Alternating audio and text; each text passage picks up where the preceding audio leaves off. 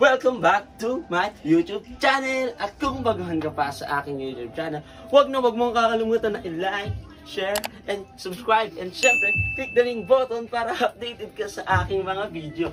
Ngayon, ang iba-vlog natin ay ang paglilinis ng bahay. Let's vlog it! Syempre, pag nasa isang bahay lang kayo, dapat one for all and all for one din ng paglilinis. Yay!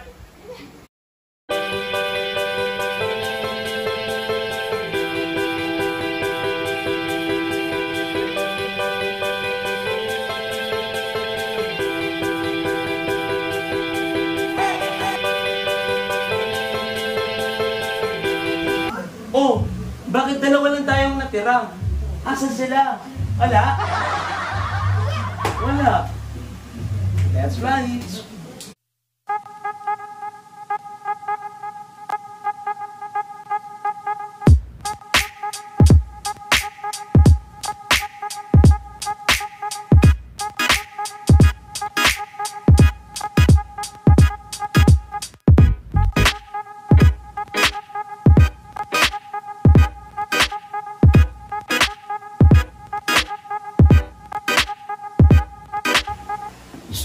Sabi daw nila, ang paghuhugas daw ng pinggan ay may arrangement.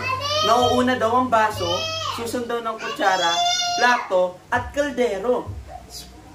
Sabi daw nila guys, kapag maghuhugas kayo, unahin daw yung baso. Ganito ang tamang paghugas ng baso. Yan. Alam niyo yung guys, may mga kapatid kayo no, na nagtutulakan. Kayo ba sa bahay nyo, may schedule ba kayo ng paghuhugas ng plato? Pag naghuhugas dapat kayo malinis dahil ito yung kinakainan o iniinuman natin at ginagamit natin palagi sa bahay.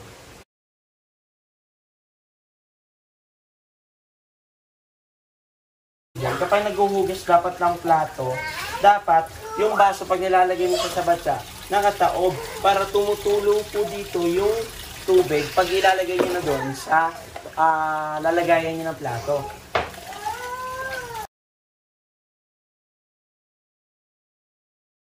Alam nyo guys, about sa kutsara, katulad din ba sa inyong mga tahanan, may mga nawawalang gamit?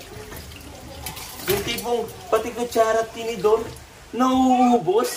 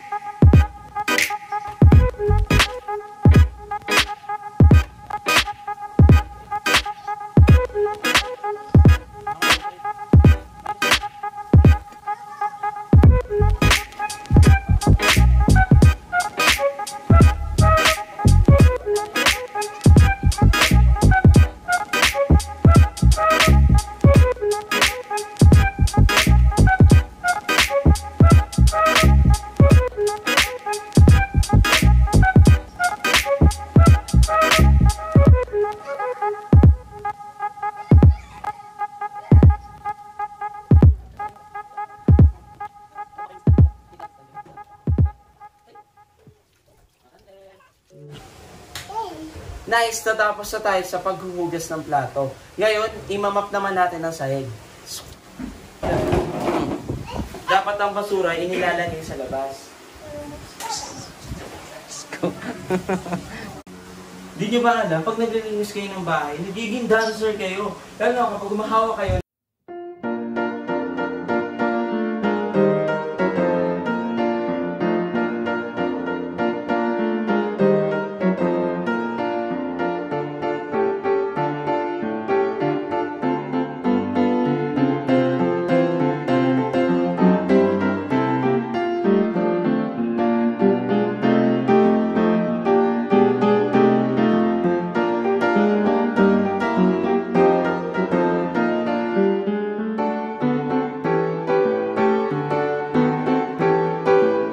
sa wakas, natapos na rin. Makapag-cellphone na nga. Wala na kayong ibang ginawa, kundi mag-cellphone, nakahilata. Ha? Jason! Hey guys, sana nag-enjoy kayo sa aking Linis Bahay Vlog. And don't forget to like, share, and click the subscribe para updated ka sa aking mga video. Bye-bye!